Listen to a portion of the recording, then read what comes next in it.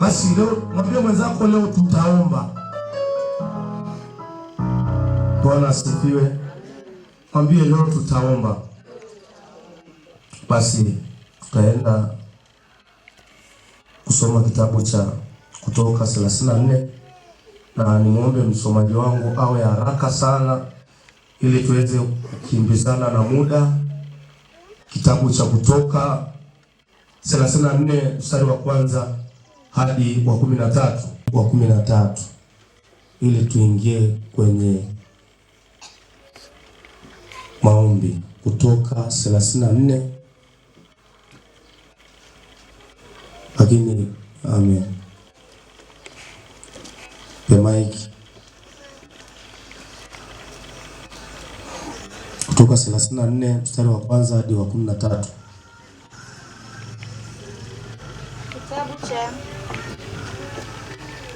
Kitabu cha Kutoka sura ya 34 mstari wa kwanza mpaka wa 13. Neno la Mungu linasema, kisha Bwana akamwambia Musa, chonga mbao 2 za mawe mfano wa zile za kwanza, nami nitaandika juu ya mbao hizo maneno hayo yaliyokuwa juu ya mbao za kwanza hizo ulizozivunja.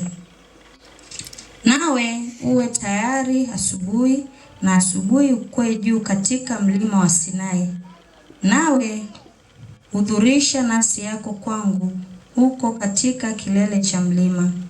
Asikwee mtu pamoja nawe, wala asionekane mtu awaye yote katika huo mlima, wala kondoo na ng'ombe wasilishe mbele ya huo mlima. Naye akachonga mbao 2 za mawe mfano wa zile za kwanza, na Musa akainuka na mapema asubuhi, naye akakwea katika mlima wa Sinai kama Bwana alivyomwamuru. Akazichukua hizo mbao 2 za mawe mkononi mwake. Bwana akashuka ndani ya lile wingu, akasimama pamoja naye huko, akalitangaza jina la Bwana. Bwana akapita mbele yake, akatangaza, Bwana, Bwana, Mungu mwingi wa huruma, mwenye fadhili, si mwepesi wa hasira, mwingi wa rehema na kweli, mwenye kuwaonea huruma watu 1000, mwenye kusamehe uovu na makosa na dhambi, wala si mwenye kumhesabia mtu mwovu kuwa hana hatia kamwe, mwenye kuwapatiliza watoto uovu wa baba zao na wana wa wana wao pia, hata kizazi cha 3 na cha 4.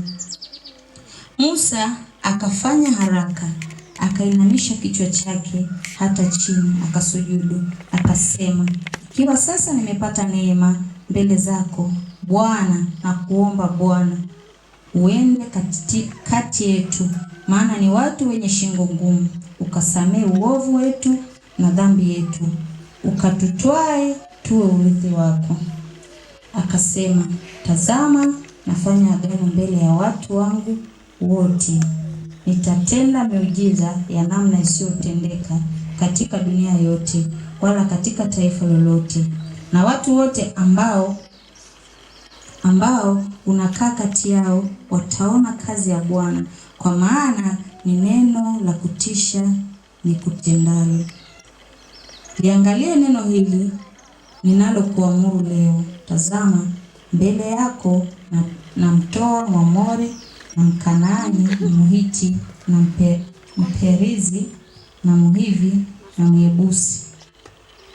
Ujihadhari nafsi yako, usije ukafanya agano na wenyeji wa nchi ile unayoiendea, lisiwe mtego katika yao. Mstari wa 13.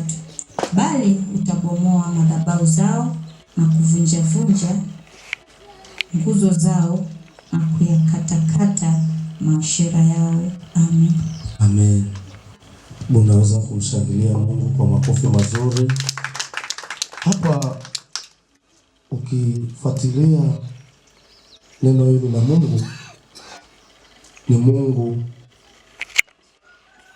Musa anapokea maelekezo kutoka kwa Mungu.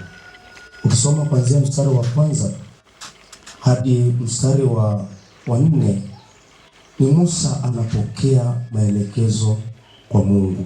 Nawe uhudhurisha nafsi yako kwangu huko katika kilele cha mlima. Haleluya. Ni Musa anapokea maelekezo kwa Mungu. Bwana asifiwe. Na wewe sasa leo uko hapa. Kitendo cha wewe kusikia madhabahu ya huduma ya maombi ya kulitengeneza boma ni maelekezo umepokea kutoka kwa Mungu na ukatii na ukafika hapa. Haleluya. Umechaguliwa wewe kuwepo katika madhabahu haya. Bwana asifiwe. Anasema mstari wa 4, naye akachonga mbao 2 za mawe mfano wa zile za kwanza za Musa, akainuka na mapema asubuhi, naye akakwea katika mlima wa Sinai kama Bwana alivyomwamuru, akazichukua hizo mbao 2 za mawe mkononi mwake. Haleluya.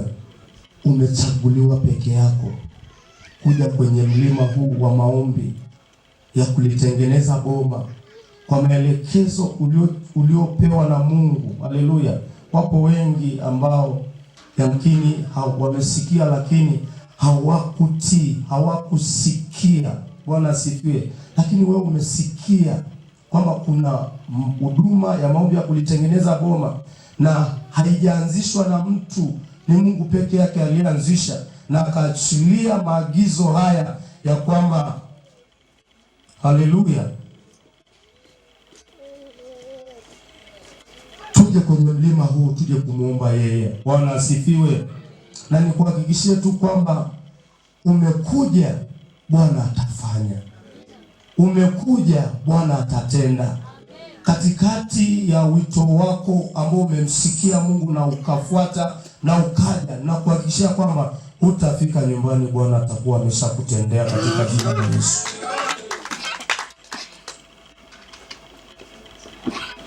Bwana asifiwe. Bwana asifiwe. Mungu anampa Musa maagizo. Anampa Musa maagizo.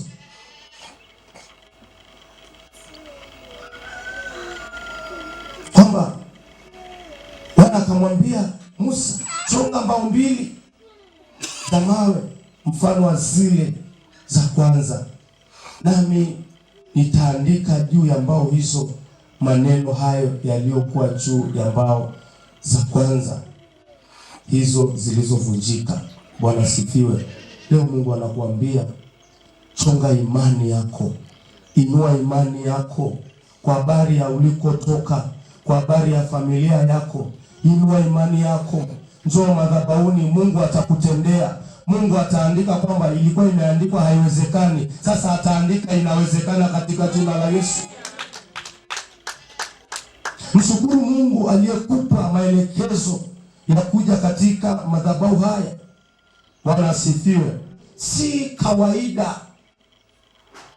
Vita vilikuwa vikubwa, lakini hivyo vita umevishinda. Ukainua imani, ukaja pamoja na baridi, pamoja na mvua, lakini kuna nguvu iliyokuwa inakusukuma. Ile imani iliyokuwa inakusukuma, pokea ushindi katika jina la Yesu. Ile imani iliyokuwa inakusukuma, pokea mamlaka katika jina la Yesu. Hautazuilika, hautasimama njiani, utasonga mbele na kufanikiwa katika jina la Yesu. Bwana sifiwe. Haikuwa rahisi sisi leo kuwepo hapa. Kabla ya misingi ya dunia kuwepo, Mungu alishakusudia madhabahu haya, na ndio maana siku ya leo tuko mahali hapa kwa sababu ya kusudi la Mungu. Bwana asifiwe. Tuko mahali hapa kwa sababu ya kusudi la Mungu, na kwa sababu tuko kwa kusudi la Mungu, Bwana atatupigania, Bwana atatuweka huru, Bwana atatuinua, Bwana atatusaidia. Mpe Yesu Kristo makofi. Kwa kuwa haikuwa rahisi wala kufika kwenye madhabahu haya, haikuwa rahisi. Kuna upinzani, japo ulikusudiwa kuwepo, lakini kuna upinzani. Sasa tusimame tukamwambia Mungu, tunakushukuru ukutuweka kwenye madhabahu haya, tunakushukuru kwa sababu umetuita kwenye madhabahu haya. Hebu simama.